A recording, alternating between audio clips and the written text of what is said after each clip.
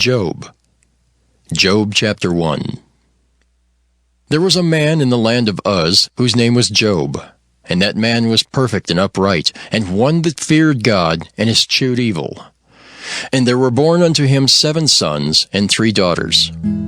His substance also was 7,000 sheep, and 3,000 camels, and 500 yoke of oxen, and 500 she-asses, and a very great household, so that this man was the greatest of all the men of the east.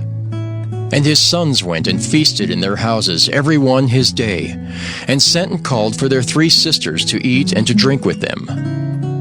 And it was so, when the days of their feasting were gone about, that Job sent and sanctified them, and rose up early in the morning, and offered burnt offerings according to the number of them all.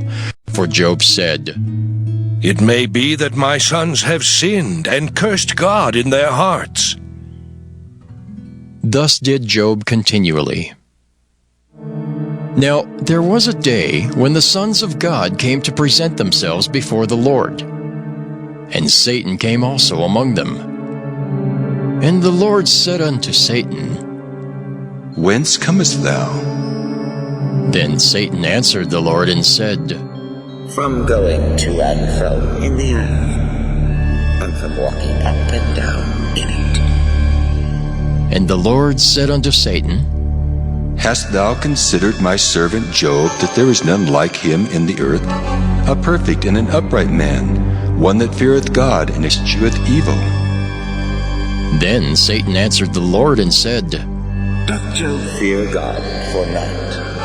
Hast not thou made an hedge about him, and about his house, and about all that he hath on every side? Thou hast blessed the work of his hands, and his substance is increased in the land. But put forth thine hand now, and touch all that he hath, and he will curse thee to thy face." And the Lord said unto Satan, "Behold, all that he hath is in thy power, only upon himself put not forth thine hand." So Satan went forth from the presence of the Lord. And there was a day when his sons and daughters were eating and drinking wine in their eldest brother's house.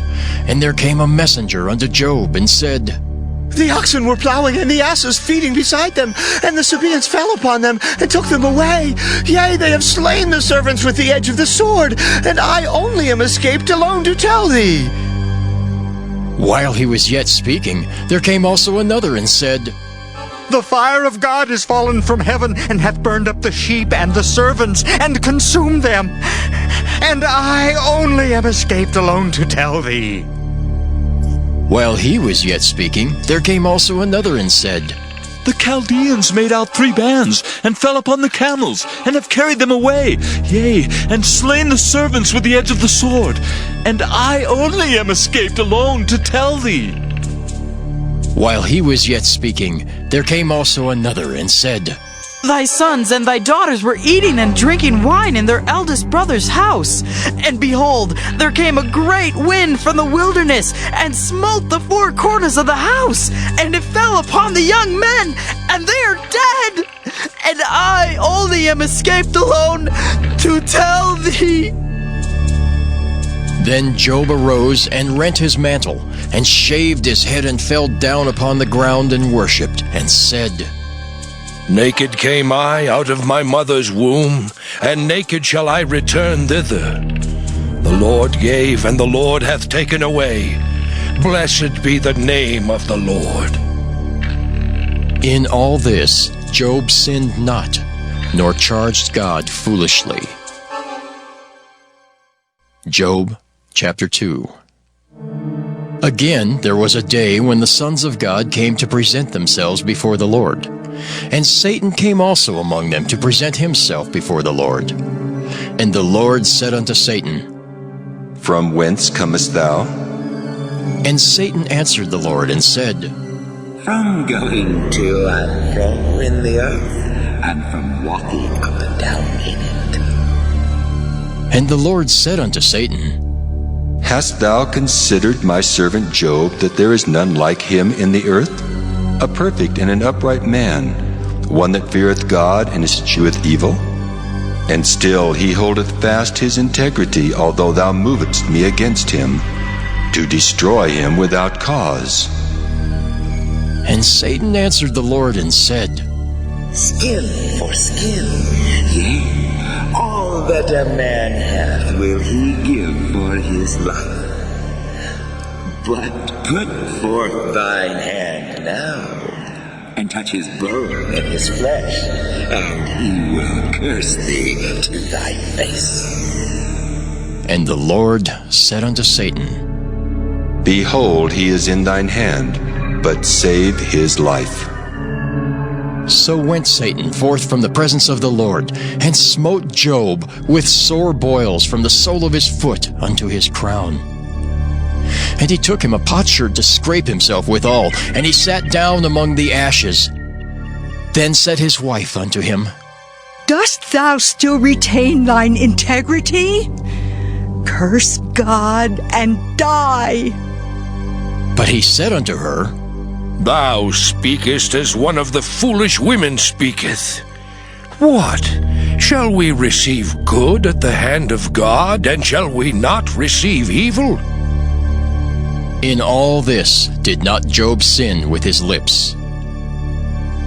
Now, when Job's 3 friends heard of all this evil that was come upon him, they came every one from his own place, Eliphaz the Temanite, and Bildad the Shuhite, and Zophar the Naamathite, for they had made an appointment together to come to mourn with him and to comfort him. And when they lifted up their eyes afar off and knew him not, they lifted up their voice and wept, and they rent every one his mantle, and sprinkled dust upon their heads toward heaven.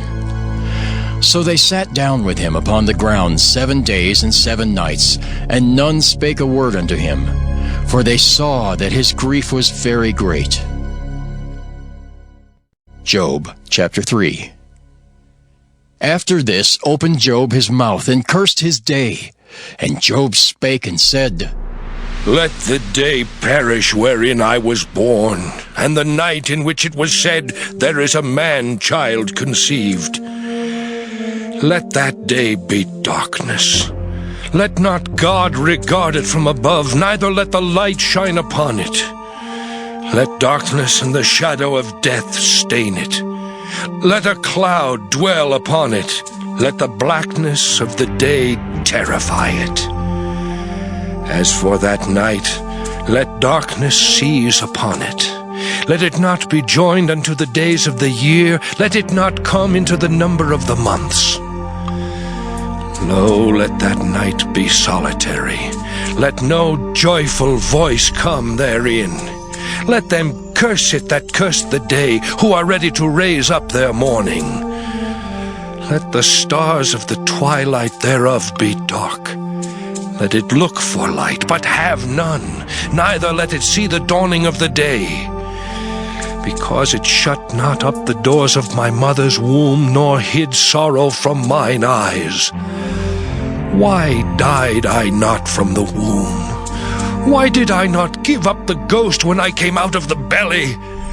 Why did the knees prevent me, or why the breasts that I should suck? For now should I have lain still and been quiet, I should have slept. Then had I been at rest with kings and counselors of the earth, which built desolate places for themselves, or with princes that had gold, who filled their houses with silver, or as an hidden untimely birth I had not been, as infants which never saw light.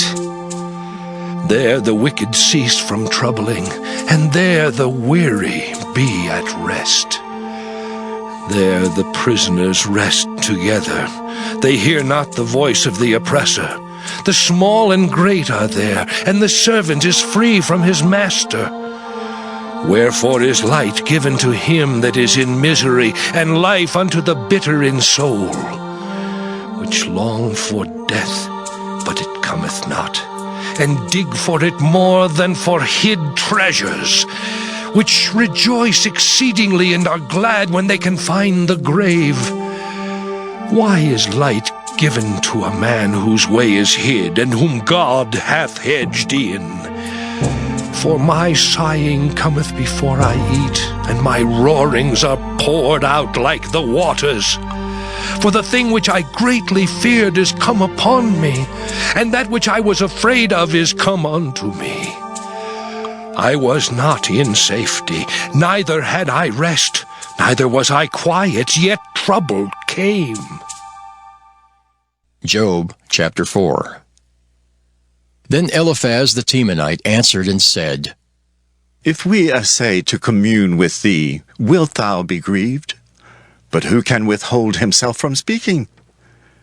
Behold, thou hast instructed many, and thou hast strengthened the weak hands. Thy words have upholden him that was falling, and thou hast strengthened the feeble knees.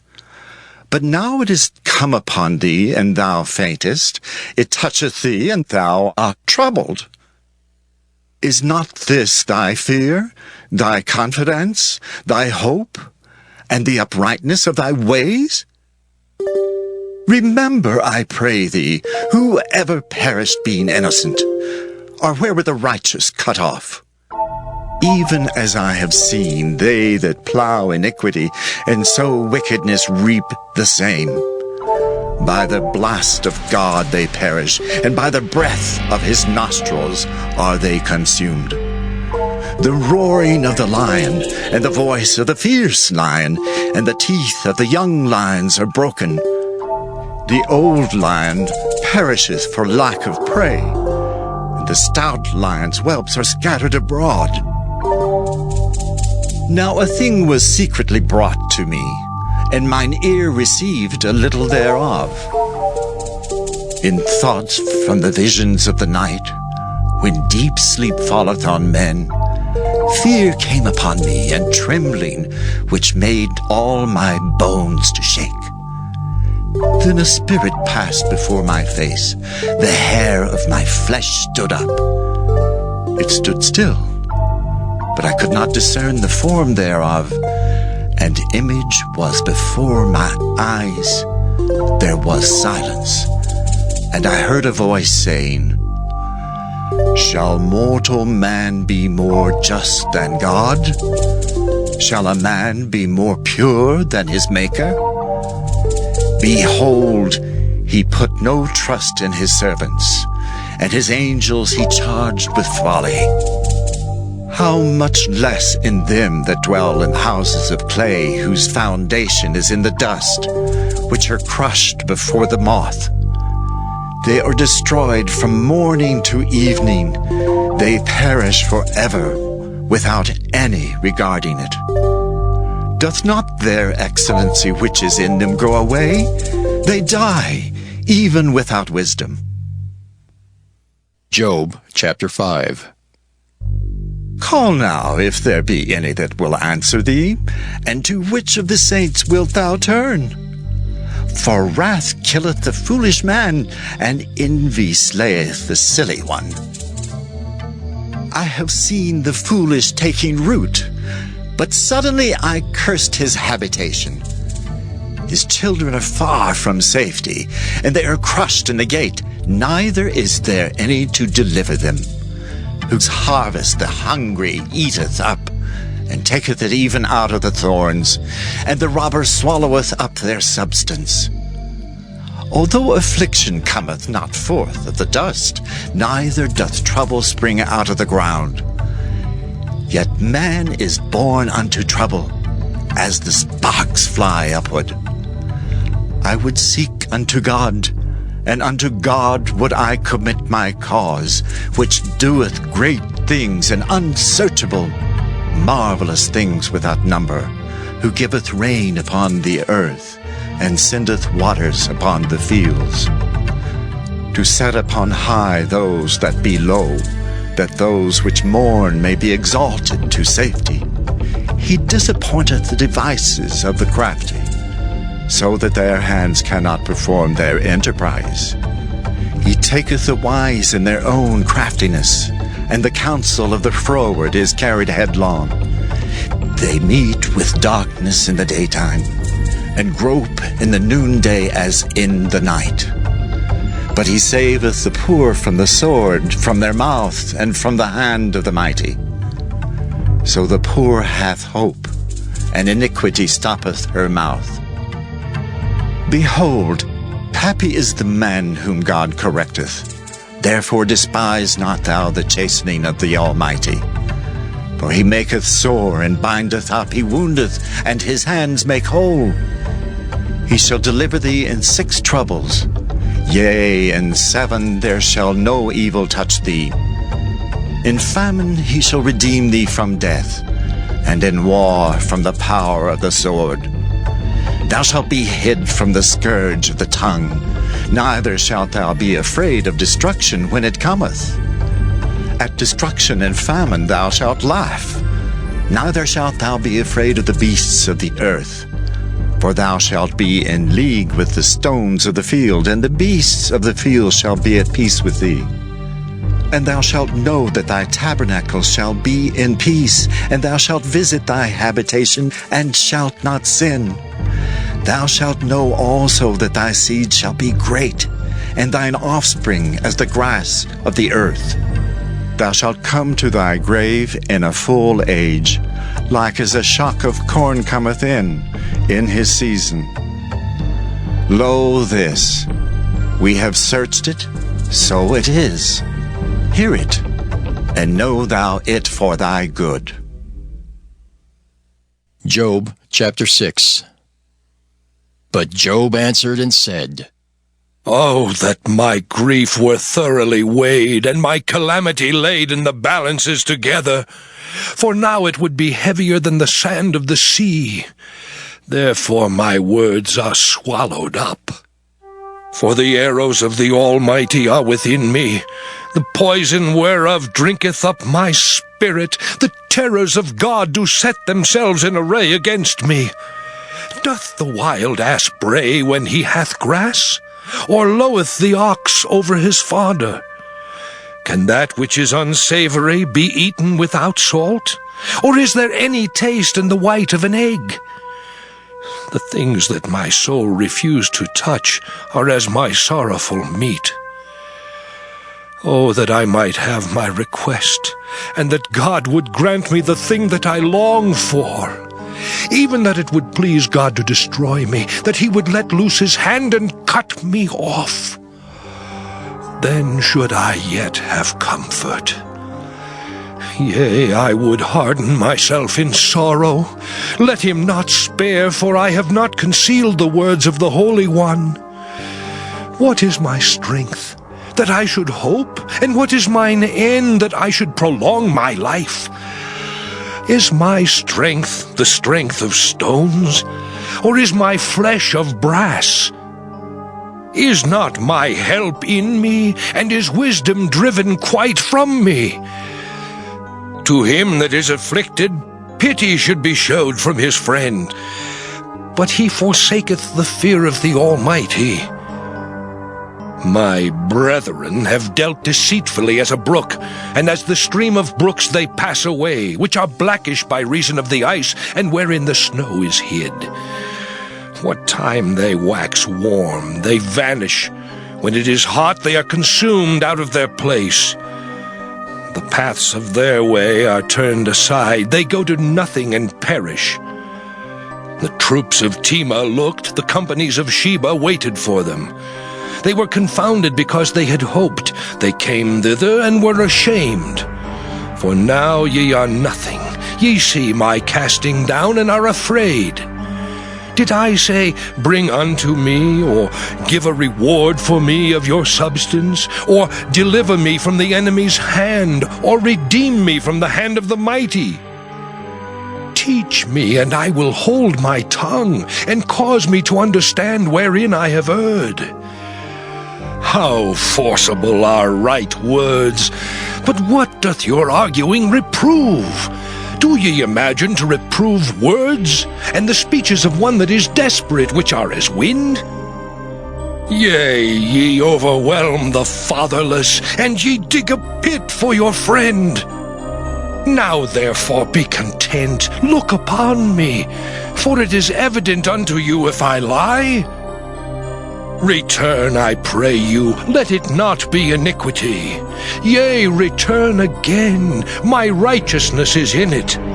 Is there iniquity in my tongue? Cannot my taste discern perverse things?